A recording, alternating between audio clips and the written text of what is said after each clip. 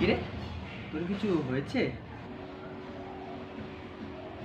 কিছু তো হয়েছে তোর। না না, কিছু হয়নি। বল ভাই, আমাকে বল, আমি শুনবো তোর কথা।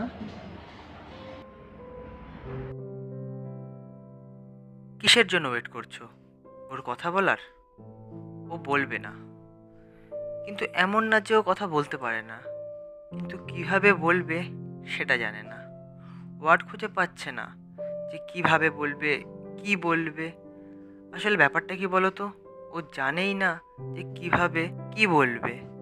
ও পারে না ওর ফিলিংসটাকে এক্সপ্রেস করতে, নিজের ফিলিংসগুলো নিজের মধ্যে চেপে রাখতে পারে।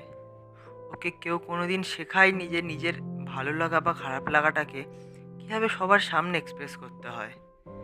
তাই কোনো কিছুতে খারাপ লাগলে ও চুপ হয়ে যায়, কথা বলতে চায় কিন্তু ওর গলা ভারী হয়ে যায়, কিছু বলতে পারে না। তাই বিশ্বাস করো, ও বলবে। শুধু একবার ওর পাশে বসো, ওর হাতটা ধরো, ওকে একটু টাইম দাও।